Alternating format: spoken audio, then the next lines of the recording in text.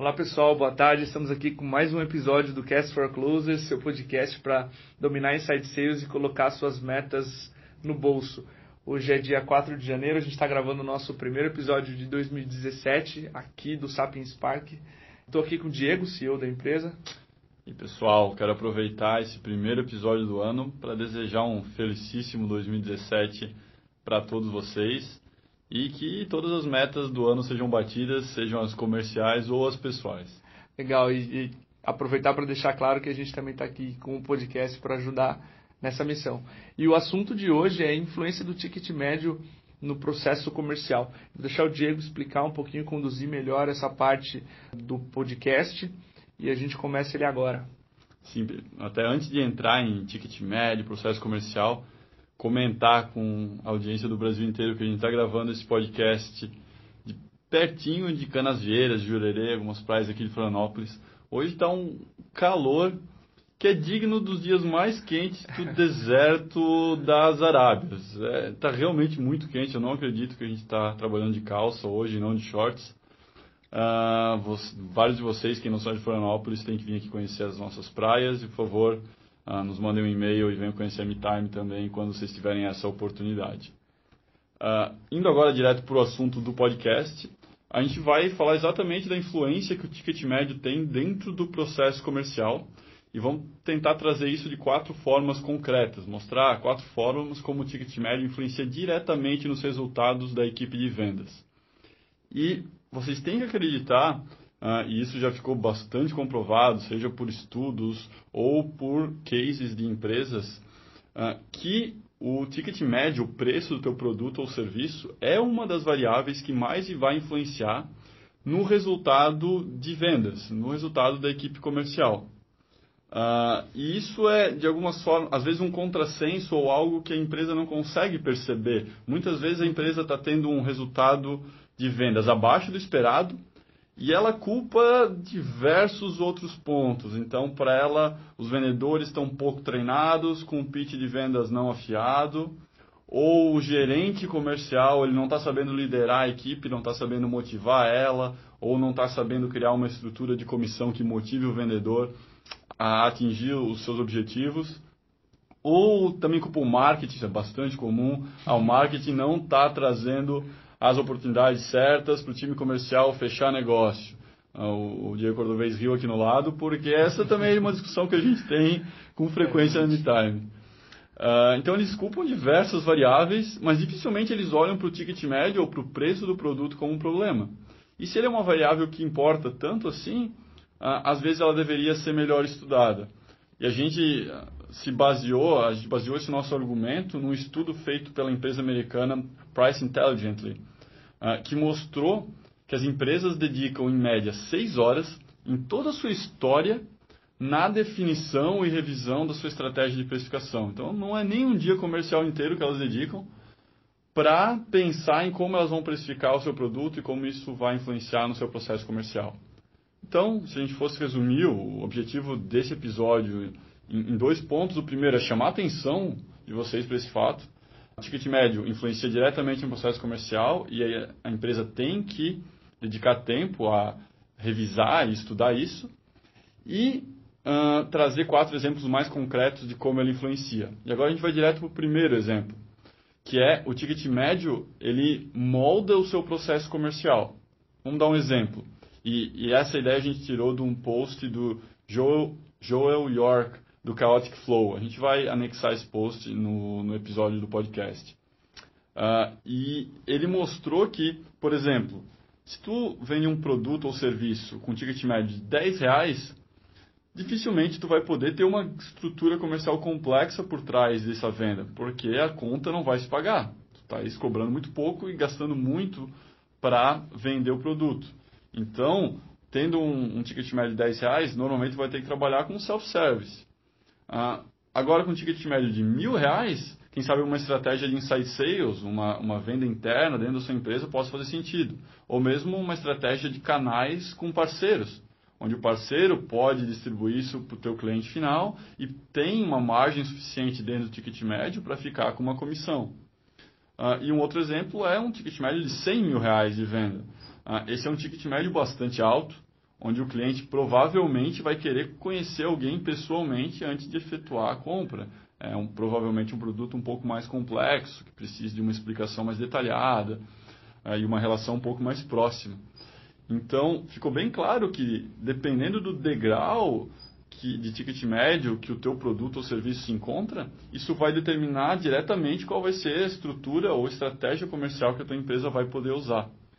Eu acho que o detalhe principal do ticket médio, ele representa o risco associado à compra. Cada compra que você vai fazer, seja de um eletrodoméstico, de um produto, você associa um risco dado o tamanho do valor. Se é um carro, você pensa muito, pesquisa muito, etc. Se é um tênis, é muito menor. Então, a mesma analogia se aplica à SaaS ou a qualquer empresa que está ouvindo a gente agora. Esse risco associado à compra com o valor influencia o seu processo comercial. Por exemplo, o field sales vai precisar de mais toques, uma visita, né? Um aperto de mão, enfim. O risco associado à compra é muito maior. Faz todo sentido. Indo para o segundo ponto, o ticket médio ele influencia diretamente a forma como o teu produto é visto pelo mercado. E esse é um ponto que a gente vê principalmente startups errarem muito. Elas criam um produto e começam precificando ele de uma forma com um valor muito baixo. 10, 20 reais, 30 reais mês, 100 reais, por aí vai. E isso passa a mensagem para o mercado, às vezes que a tua empresa não tem uma estrutura ainda ou não enxerga o tamanho de valor que o teu produto ou serviço agrega para determinado nicho de clientes.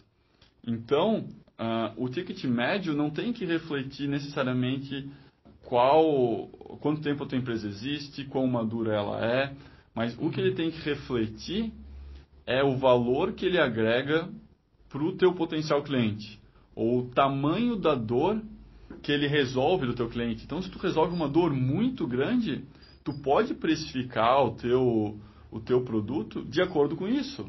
Tu podes dar um preço maior para ele, não precisas cobrar necessariamente muito barato. Tentando dar um exemplo um pouco mais concreto. Se a tua empresa faz cirurgias de ponte de safena, ela não vai cobrar 100 reais por isso, ela vai cobrar 100 mil reais por isso, porque ela vai ajudar uma pessoa a ter uma vida mais longa, mais produtiva, com mais qualidade de vida. E isso tem um valor gigantesco para quem está pagando por esse serviço.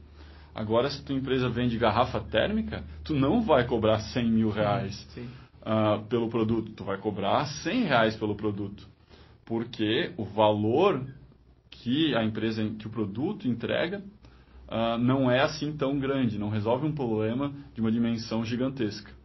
É claro que não depende só isso, o ticket médio também depende da realidade do teu mercado e dos teus concorrentes, né? Dando um exemplo, não é possível hoje em dia fazer um serviço de disparo de e-mails cobrando 10 mil, 50 mil reais por mês, porque tem outros serviços como, por exemplo, o SendGrid ou o MailChimp, cobram 20, 30 reais por mês. Então, ele, de certa forma, tem que levar em conta essas duas variáveis. O tamanho da dor que ele resolve e outras empresas que resolvem essa mesma dor e trabalham nesse mesmo nicho, que elas estão cobrando hoje. Indo para o terceiro ponto, o ticket médio ele influencia o tamanho do teu ciclo de vendas. No ano passado, nós lançamos o primeiro Inside Sales Benchmark em Brasil. A gente vai colocar o link também nesse podcast. E a gente viu que existiam 3 degraus de tamanho de ciclo de vendas, que variavam com tickets médios. Então, ticket médio de até R$1.000, o ciclo de vendas médio era de 30 dias. Ticket entre R$1.000 e R$25.000, o ticket médio era de 60 dias. E tickets acima de R$25.000, o ticket médio, o ciclo médio de vendas foi de 114 dias. Então, olhando para essa tendência, é bem seguro para a gente afirmar que à medida que o teu ticket médio aumenta também o teu ciclo de vendas. Então, isso é bastante lógico. Mas a gente sugere que vocês não tenham receio de modificar o ticket médio, aumentar ele à medida que vocês vão evoluindo o produto. Porque o ciclo de vendas ele não sofre grandes variações. Então, se tu vai aumentar de 500 para 800 reais o teu preço, dificilmente o ciclo de vendas vai aumentar muito de 30 dias. Ele vai ficar em torno disso aí. Mesma coisa para os outros 3 cenários que a gente descreveu. O Jaco, quando a gente leu aquele artigo dele de Bunch, que ele publicou no Sales Hack, ele diz uma coisa fantástica sobre isso. Raramente uma empresa saudável não tem R$500 para gastar com a sua solução. Então, de 500 para 800 é uma questão de valor e nunca de prioridade, valor, nunca de preço. Então, 500 ou 800 reais vão fazer uma diferença sensível no seu fluxo de caixa, na sua operação, mas para o seu cliente, se ele for razoavelmente, minimamente saudável, enxergar valor no seu produto, ele não vai sentir a diferença, via de regra, né, de 500 a 800 reais. Então, é sempre válido buscar aumentar esse ticket médio pela saúde do seu negócio. Ótimo ponto que o Iaco levantou. Indo para o nosso quarto e último exemplo concreto, o ticket médio ele influencia o volume de oportunidades no pipeline do teu vendedor, para empresas que têm uma força de vendas, né? E, então, à medida que tu tens um ticket médio menor, para o vendedor atingir determinada meta, ele vai precisar de mais oportunidades. E nesse ponto a gente quer ressaltar 2 erros que a gente vê as empresas cometendo. O primeiro, que é um erro bastante comum, é empresas com ticket muito alto, colocando um grande número de oportunidades dentro do pipeline do vendedor. Vamos dar um exemplo. Então, empresas com ticket médio de 50 mil, colocando 100, 120 oportunidades por mês dentro do pipeline do vendedor. Quando ele está trabalhando, quando um profissional de vendas está trabalhando com uma venda, um ticket de 50 mil, ele vai precisar dar muita atenção para aquela empresa, para aquele potencial consumidor. Vai precisar tirar todas as suas dúvidas, ele vai ter que ser bastante consultivo dentro da sua abordagem. E isso leva tempo, ele vai ter que dedicar bastante atenção para cada uma das oportunidades de negócio. E se ele tem 100 novas oportunidades por mês dentro do seu pipeline, ele não vai conseguir dar a atenção necessária para cada uma delas. Então, esse é o primeiro erro comum. Então, se tu vai trabalhar com um ticket super alto, trabalhe com menos oportunidades, de modo que o vendedor consiga dedicar tempo hábil e dar atenção para cada uma delas. No outro espectro, a gente vê empresas com ticket muito baixo colocando poucas oportunidades por mês para o vendedor. Então, se a tua empresa quer crescer rápido e tem metas agressivas, com um ticket médio baixo, necessariamente o pipeline do vendedor tem que ser alimentado mais constantemente e com mais oportunidades. Então, para fechar esse ponto, essa parte do episódio, vamos fazer uma rápida revisão de quais foram os 4 exemplos que a gente deu de como o ticket médio influencia o processo comercial. Primeiro, ele molda qual é a estrutura e o possível processo comercial da tua empresa. Segundo, o ticket médio influencia a forma como o teu produto é visto no mercado. Terceiro, o ticket médio ele influencia o tamanho do ciclo de vendas. E por último, o ticket médio influencia o volume de oportunidades no pipeline dos vendedores. E como uma última dica para a gente encerrar o primeiro episódio do ano, testem, modifiquem o ticket médio, aumentem, diminuem, façam diversos testes durante todo o ano e vejam como isso vai impactar nas vendas de vocês. E trazendo o nosso próprio case da MeTime em 2016, a gente aumentou o nosso ticket médio no ano passado em 4 vezes. A gente usou basicamente 2 estratégias para fazer isso. A gente lançou novos produtos, a gente começou o ano com um produto chamado Sales Demo, durante o ano a gente lançou o Sales Dialer e com isso a gente conseguiu agregar mais valor para os nossos clientes e cobrar mais por isso. E segundo, a gente também foi dando robustez para os produtos atuais, adicionando novas features, deixando eles ainda melhores. E com isso a gente conseguiu agregar mais valor e cobrar mais por isso. E por isso a gente conseguiu aumentar drasticamente, de uma forma muito rápida, o nosso ticket médio. E o engraçado, a gente foi fazer uma análise no final do ano passado e a gente viu que a porcentagem de clientes perdidos durante todo o ano de 2016 no nosso pipeline de vendas, por motivo de budget ou sensibilidade ao preço, foi apenas 2% do pipeline. Ou seja, muitos poucos clientes, potenciais clientes que a gente abordou, ficaram sensíveis a esse aumento de preço que a gente executou durante o ano. O que mostra que não é por esse motivo que uma empresa vai deixar de comprar o seu produto, que foi o que o Cordovez comentou anteriormente. Perfeito. Última dica, pessoal. A gente segue bastante o conteúdo e o blog da Price Intelligently, do Patrick Campbell, sobre o assunto precificação, principalmente para SaaS, mas ele fala também de outras verticais e nichos. E eu tenho certeza que se vocês forem lá conferir o conteúdo dele, vocês vão gostar bastante também. No mais, eu espero que o podcast tenha agregado bastante valor para vocês, esse episódio especificamente sobre ticket médio. Se vocês tiverem qualquer comentário, não deixem de escrever no nosso blog, a gente vai responder.